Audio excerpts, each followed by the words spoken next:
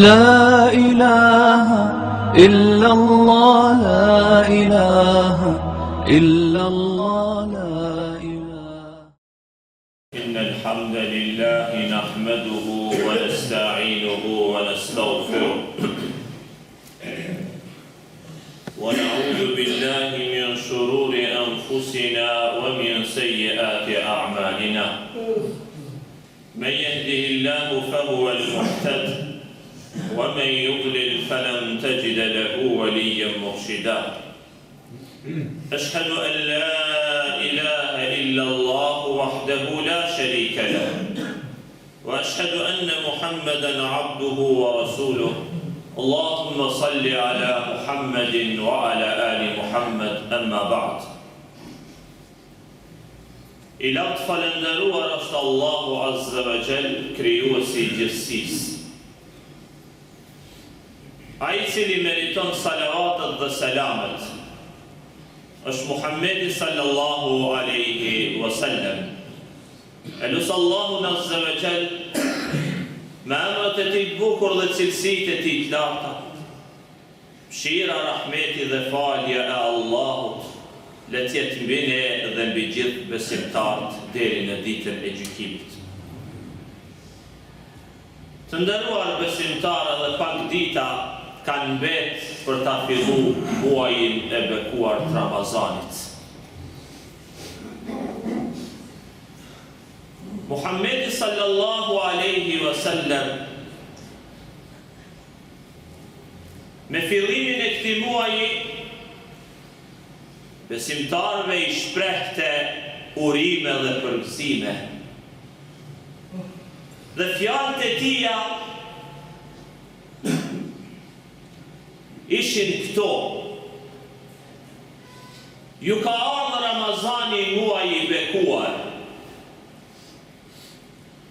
Allahu i lartësuar e ka bërë agjërimin e obligim këtë muaj.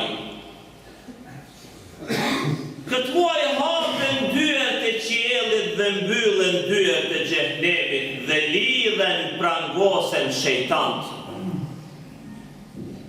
Allahu në këtë muaj ka dhënë një natë e cila është më e mirë se sa 1000 muaj. Ai i cili privohet, pengohet nga të mirat e kësaj nate, është pengu prej shumë të mirave të Allahut. Të nderuar, ky ishte urimi i Resulullahit që ja bante sahabeve. Kështu na mësoi i dërguari i Allahut që me fillimin e këtij muaji që po e presim, dhe besimtarët e presin me gëzim, imanlit e presin me qef, për ta fitu rahmetin e Allahut, për ta fitu faljen e Allahut, që rahmeti, falja e Allahut përfundon në xhennetin e Allahut çdo besimtar. Allahu na i boft mundur mu kompletë. Të nderuar, muaji Ramazan ka shumë mirësi, dhe të mirat e muajit Ramazan në pak minuta as në pak ditë nuk mund të përshkruhen. Po më lejoni për 2-3 minuta të ndaj disa mirësit këtij muaji, para se të hym në pjesën e në çështjen e besimtarit dhe në zemrën e tij që ai duhet me lidh një kontratë me Allahun Azza wa Jall me fillimin e këtij muaji. Thjesht Ramazanin konsideroje dhe shikoje si detin. A thu çfarë lidhje ka Ramazani me detin? Apo dikujt i shkon në mendje dhe mund të thoje se qysh ta shoh unë Ramazanin si deti. Ramazanin si deti ke mundësi me e pa me syrin e imanit dhe të besimit. Ndroje qasjen tonë dhe kahjen tonë dhe mbi këtë muaj. Nëse shyrë Ramazanin me iman, e shehë Ramazanin si deti. Dhe deti ka shumë të mira të nderuar vëllezër besimtarë. Allahu Azza wa Jall e nështroi detin dhe në për deti kalojnë anijat. Allahu Azza wa Jall në thëndësi dhe të brendësi detit ka margaritar e perla dhe pasuni shumë të mëdha. Po në deti është dhe ekziston edhe ushqimi i freskët për njerëzimin. Të nderuar vëllezër besimtar, deti ka shumë të mira. Por mos habitet dikush se çdo njeri i cili ja ka mësuar detit nuk do të thotë se ka mujt me i shfrytzu të mirat e detit. Pra,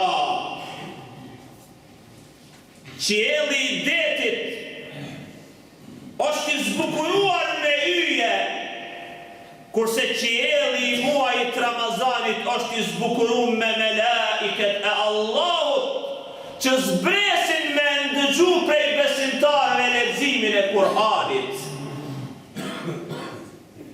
Ushqimi i freskët i detit, që njerëzit e shfrytëzojnë, ushqimi i freskët i Ramazangjis, Ramazanlis që agjeron muajin e Ramazanit, janë ibadetet vullnetare, namazi i teravis, leximi i Kur'anit, adhurimet tjera, namazi i natës që besimtari i kryen dhe knaqet i shfrytëzon këto të mira. Por ndodh dikush që hyn në Ramazan, si ai i cili ja mësyn deti dhe në deti fundoset. Dikush hyn në Ramazan dhe nuk e fiton faljen e Allahut. Dikush hyn në Ramazan, kalon në Ramazani, përkundrazi e fiton edhe idhnimin dhe hidrimin e Allahut. Kujton e Musan a.s. Ja mësyni detit dhe Allahu ja nështroi detin dhe e shpëtoi. Kujtoj e faraonit ja mësyni detit, deti e përbill dhe e mbyti. Dhe sot është shembull për mbar njerëzimin deri në ditën e gjykimit.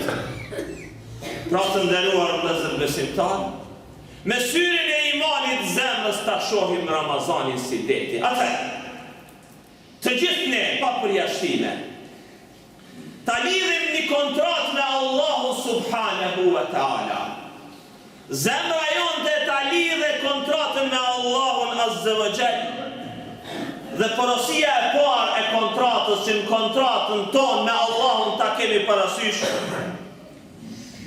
me fillimin e muajit Ramazanit të largohemi prej polemikave dhe bisedave të panevojshme. Muhabetet e kota, debatet e shterpe, muhabetet e kota gjitha t'i lojmë me fillimin e Ramazanit. Kjo është porosia e parë. Të nderuar vëllezër besimtar,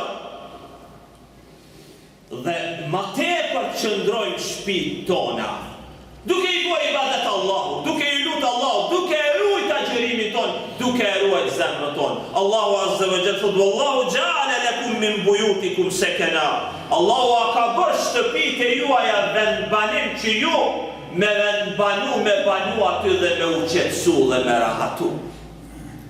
Porosia e dytë, ringjallë shpirtin, mendjen dhe trupin me agjerim. Jo vetëm se barku me ndejt pa hongër dhe pa pi. Jo vetëm se barku me agjeru, le të agjeroj edhe gjuha jote, le të agjeroj edhe syni jote, le të agjeroj edhe veshi, le të agjeroj edhe zemra, le të agjeroj edhe duar, le të agjeroj edhe komt. Pra, i nderuar i Allah besimtar, kem konsiderat se duhet njeriu me tërqenjen dhe me të shpirtin me agjeru për Allahun Azza wa Jall. Porosia e tretë, mbyllë gojën, përmbaje vetën, ma yalfidhu min qawlin illa ladayhi raqibun atid. Nuk ndodh që njeriu një fjalë me thonë, me folë, e melaiket mos me e regjistru. Porosia e 4, që është shumë me rëndësi, ripërtrien ndjenjen e kujdesit ndaj prindërve dhe kujdesit ndaj tyre. Të nderuar vëllezër besimtar, mos ta rrezikojmë xhenetin me mos kujdesin ndaj prindërve. Allahu Azza wa Jalla urdhon në Kur'an dhe thot: besoni Allahu dhe mos i bëni shok Allahut, wa bil walidayni ihsana, dhe me prindërit sillni mirë. Porosia e 5 dhe e fundit, largoni nga gjunahet, gjitha. Lutja Allahut subhanahu wa ta'ala me trujt prej gjunaheve, që i din dhe që nuk i din, dhe prej atyne gjunaheve që Allahu i din më mirë se ti. Kjo ishte kontrata me 5 porosi, nëse ne e lidhim zemrën tonë me këtë kontrat me Allahun subhanahu wa ta'ala, pa dyshim që kemi me pa Ramazanin si deti me syrin e imanit, me syrin e mshirës, dhe pa dyshim që vjen dhe Allahu e zbret rahmetin dhe faljen e tij. Të nderuar vëllezër besimtar, t'i lutemi Allahut na bëj të mundur që të përfitojmë shpërblime shumë të mëdha nga ky muaj dhe dalim me një përfundim, me një kosto, me një bilanc të fund. Je i falur, hyr në xhennetin e Allahut. Allahumma na dhon, Allahumma na yuftu. أقول قولي هذا وأستغفر الله لي ولكم فاستغفروه